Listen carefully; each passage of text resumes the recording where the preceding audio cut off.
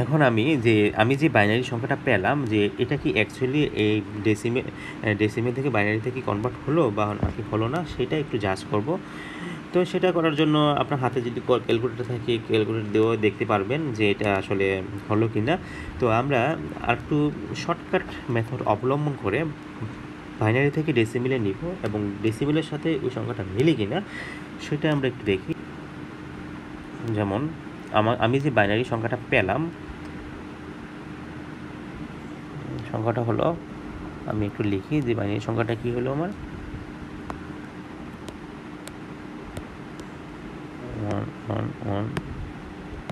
1110111। এটা হচ্ছে আমার বাইনারি সংখ্যা।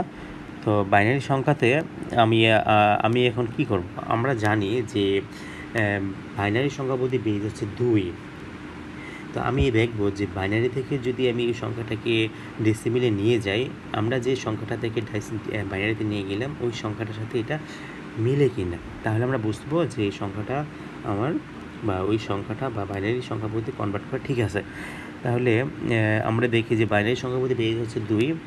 তো আমরা প্রতিবার 2, তো এই দুইয়ের উপর আমরা হচ্ছে 0 দিব। 0 মানে হচ্ছে আমরা জানি 1। 2 এর উপর 0 দিলে পাওয়ার দাঁড়াবে 1। 2 এর উপর যদি 1 দিই এটা হবে 2। 2 এর উপর হচ্ছে স্কোয়ার দিলাম 4। 2 এর উপর যদি আমরা কিউব দিই হবে 8।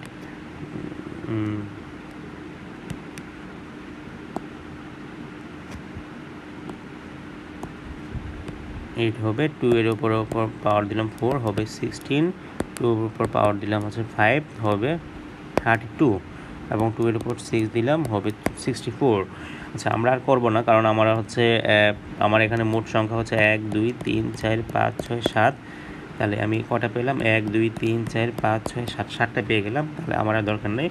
একটা জিনিস খেয়াল করুন, প্রথমে 1 এর সাথে 2 গুণ হয়েছে, তার মানে 2 কে 2, 2 এর সাথে আবার 2 গুণ হচ্ছে 4, 4 এর সাথে আবার 2 গুণ হচ্ছে হয়ে গেছে 8, 8 এর সাথে আবার 2 গুণ হয়েছে হয়ে গেছে 16, 16 এর সাথে আবার 2 গুণ হয়েছে 32। এভাবে প্রতিবার 2 এর গুণ করে বাড়তে থাকবে এবং পরের সংখ্যাটা হবে 64 × 2 মানে 128। আমার যদি এখানে সংখ্যা আরও বেশি থাকতো তাহলে আমি আরও সংখ্যা নিতাম।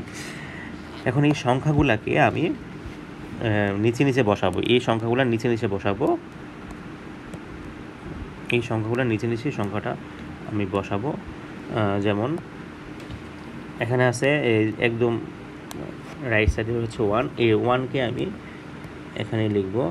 এখানে আছে 1, এই 1কে আমি এখানে লিখব। এখানে আছে 0, এখানে 0কে এখানে বসবো। এখানে হচ্ছে 1, এখানে এই 1কে এখানে বসবো। এখানে হচ্ছে 1, এই 1কে এখানে বসাবো। এখানে হচ্ছে 1, এই 1কে এখানে বসাবো। এখানে হচ্ছে 1, এখানে 1কে এখানে বসাবো। এখন আমি যে সংখ্যাগুলো নিচে 1 বসিয়েছি, অর্থাৎ এই যেমন হচ্ছে আমার এই সংখ্যাটার নিচে 1 আছে, এই সংখ্যাটার নিচে 1 আছে, এই সংখ্যাটার নিচে 1 আছে, এই সংখ্যাটার নিচে 1 আছে, এগুলাকে আমি মার্ক করব।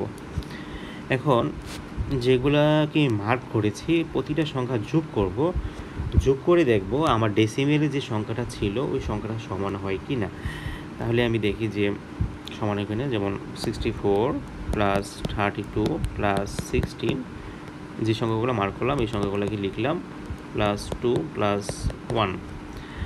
তো এটা করলে কি হবে, এখন যদি আমি যোগ করে দেখি যে 64 + 32 মানে হচ্ছে আমার 96, 96 + 16 মানে হচ্ছে আমার 112, 112 এর সাথে আমার 8 যোগ করলে হয় 120, 20 সাথে 2 যোগ করলে হয় 122 এবং 1 যোগ করলে হবে 123। আমার কাঙ্ক্ষিত সংখ্যা কিন্তু এটাই ছিল।